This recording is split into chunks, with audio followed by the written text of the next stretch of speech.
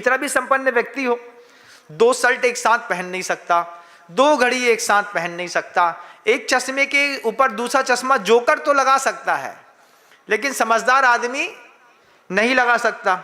अब तुम इतने भी हीरो नहीं हो कि एक पैर में एक कंपनी का जूता पहनो, दूसरे में दूसरी कंपनी का पहन के निकलोगे, तो फिर क्या लोग बोलेंगे, मेरा नाम जोकर, मेरा जूता है जापानी, ये पतलून इंग्लिस्तानी, सर पे लाल टोपी रूसी, फिर भी दिल है हिंदुस्तानी।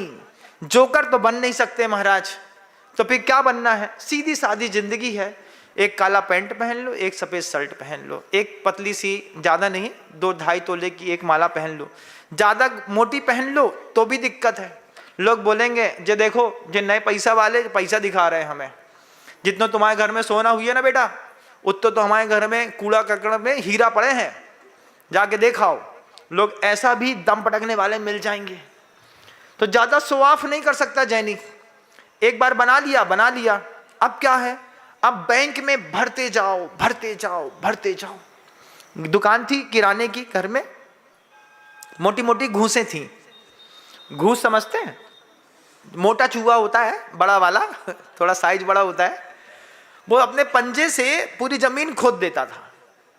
जमीन खोद करके रात भर में मिट्टी का इतना बड़ा ढेर, जैसे किसी लेबर ने 4 तसला मिट्टी ला करके रख दी हो, वो इकट्ठा करके वहां पे धर देता था।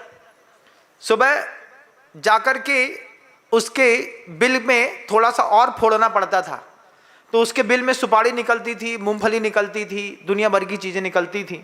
फिर उसको उठाओ, फिर उठा करके उसको पानी में धो करके फिर डालो, और फिर सुपारी जो घूस ले गई थी वही तुमने अपनी कच कच कच कच कच कच काटी और मुंह में डाल ली।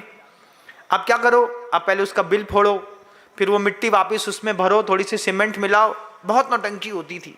गृहस्थी बड़ी बेकार चीज है, नहीं रहना चाहिए वहां पे। जब देखता था तो करता था, फिर यहां आया तो उसका चिंतन बदला। जैसे घूस अपने उसमें मूंगफली इकट्ठी कर रही है, सुपारी इकट्ठी कर रही है, ऐसे तुम लोग भी घूस से कम नहीं हो, थोड़े मोटे वाले घूस हो। इसमें क्या है, बोले बैंक में महाराज इकट्ठा किए जा रहे। आज बाबा की झोली में जाने दे भैया, काम क्या आएगा? उद्देश्य महाराज जी पलटा हुआ है। हम जीते ही पैसे कमाने के लिए हैं। पैसे के उपयोग करने वालों में जीने वालों की संख्या बहुत कम है। पढ़े लिखे लिटरेट लोग होते हैं, जिनका देशावकाशिक परिग्रह परमार इत्यादि व्रत होते हैं, वे सीमित करते हैं, मेरी 70,000 की पेमेंट है, इस 70,000 की पेमेंट में मैं अपना पूरा जीवन प्रत्येक महीने को जीऊंगा, जीने के बाद 20,000 रुपये बचेगा तो शाम को जाकर के गुल्लक में डाल दूंगा, क्योंकि अगले महीने फिर मुझे 70,000 मिलने वाले। ऐसे परिग्रह परमार व्रत सबके पास उपलब्ध नहीं है। आचार्य भगवंत ने जो 2 बात कही, पहली बात, अपने जीने का, मरने का, सुख का, दुख की सही वजह ढूंढो। आप सबसे कहना चाहता हूं, अपने दुख की सही वजह ढूंढो। अभी जो बैठे बैठे दुख हो रहा है उसकी सही वजह ढूंढो, अपने सुख की सही वजह ढूंढो, जीवन की सही वजह ढूंढो, मृत्यु की भी सही वजह ढूंढो। पर्याय छोड़ करके जानी है तो क्यों जानी है? जब आप खुद तय कर लेंगे कि अब मुझे पर्याय ऊब गया, मैं इस पर्याय से भोगते भोगते फिर नई पर्याय मिलेगी, तो जब नई पर्याय मिलेगी, गुरुवर कहते हैं गंभीर और बड़ी बात, नई पर्याय मिलेगी तो नई पर्याय के लिए यहां पर कुछ इकट्ठा किया कि नहीं किया? यहां पर क्या इकट्ठा करना था महाराज? इतना पैसा इकट्ठा किया, सब बच्चे को दे करके जा रहे हैं, पूरा बैंक बैलेंस दे करके जा रहे हैं, सोना चांदी हीरा मोती, ये तो बाहर की दुनिया थी। अंतरंग की दुनिया में कुछ खजाने इकट्ठे करने पड़ते हैं। कैसे खजाने? गृहस्थ जीवन में रहो या साधु जीवन में, कुछ जप का खजाना इकट्ठा करते चलो।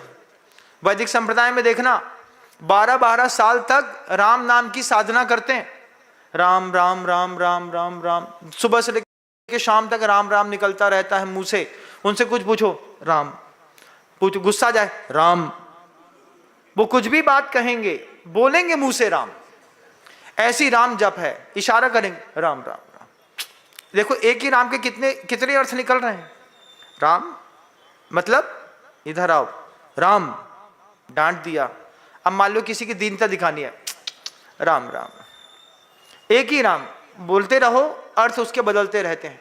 वे 12-12 वर्षों तक एक राम नाम का जप लेकर के चलते हैं, उनके जीवन में, किसी के जीवन में जप का खजाना है, किसी के जीवन में प्रभु की भक्ति का खजाना है। किसी को गुरुओं से मोह नहीं है, लेकिन प्रभु से बड़ा मोह है। मैं अपने प्रभु को उत्तमोत्तम द्रव्य दूंगा। प्रभु जी का परिकर काला पड़ गया, मैं बना देता हूं। उनके झूमर गंदे दिख रहे हैं, मैं साफ कर देता हूं। उनकी बेदी में छोटा पड़ रहा है, मैं उसको ठीक कर देता हूं। लोगों में उत्साह रहता है, किस बात का? मंदिर में कुछ भी लगेगा हम लगाएंगे, दूसरे को लगाने का मौका ही नहीं देते। वो क्या है? भक्ति का खजाना इकट्ठा करो, जप का खजाना इकट्ठा करो, अपने पर पर्याय के लिए पूजा का खजाना इकट्ठा करो। पूजा इकट्ठी मत करो, पूजा बेकार है, कोई काम ना आएगी जिसका जो तुम्हारे साथ रहती है। पूजा करो। पूजा क्या है? प्रभु की पूजा, देव शास्त्र गुरु पूजा। बोले नहीं महाराज जी, आपने कही थी पूजा, हम अपनी पत्नी का नाम उसका पूजा ही है, हम पूजा ही की सेवा में लगे रहते हैं, पूजा ही करते रहते हैं, उसकी पूजा से कुछ ना मिलेगा। इधर पूजा की बात, कुछ अंतरंग का ऐसा खजाना इकट्ठा करो जो तुम्हारे पर पर्याय में कहीं तो काम आएगा। नाम का जप किया है, नमो हिंताणाम की जप की माला, घर के अंदर बैठे हैं, जप का खजाना इकट्ठा किया, भक्ति का खजाना इकट्ठा किया, संयम का खजाना इकट्ठा किया। रावण से शिक्षा लो।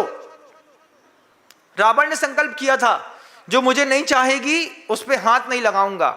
अगर रावण का भी नियम ले लिए ना तो नरक गति से बच जाओगे। ये पंचम काल है। तब का कोई खजाना इकट्ठा करो, कुछ संयम की खुद अपनी फाउंडेशन खड़ी करो। अष्टमी चतुर्दशी का महाराज जी व्रत है, किसी भी तरीके से पर स्त्री गमन का ना भाव लाऊंगा, ना करूंगा, ना अपनी स्त्री में मोह करूंगा। ये कुछ ऐसा खजाना है जो जब इस दुनिया को छोड़ के जाओगे तब ये उस वक्त काम आएगा। महापुरुष लगातार खजाने इकट्ठे करते रहते हैं। आप देखिए कितने साधु परमेष्ठी हैं, बात ना करेंगे, माला फेरते रहेंगे, नमो हिंताणम, नमो सिद्धाणम, नमो आर्याणम। क्या है? उनको दिखता है अगली पर्याय के लिए खजाना चाहिए, कोई तो करेंसी चाहिए। वे करेंसी में लगातार लगे हुए हैं, नमो हिंताणम, नमो सिद्धाणम। क्या महाराज जी, क्या दिन भर माला फेरते रहते हैं? भले आप मजाक में कुछ भी कह दें, लेकिन आपके कहने पर साधु अपनी माला नहीं छोड़ता। भैया 5 मिनट का टाइम है, एक तो हो ही जाएगी। कोई ना कोई मंत्र तो इकट्ठा कर ही लेते हैं, जप इकट्ठा कर लेते हैं, भक्ति इकट्ठी कर लेते हैं, तप इकट्ठा कर लेते हैं, संयम इकट्ठा कर लेते हैं। जरूरी नहीं कि साधु इकट्ठा कर लेते हैं, साधु के साथ आप भी अपने हिस्से का खजाना, अंतरंग की दुनिया का इकट्ठा करो। आज नहीं तो कल काम आएगा।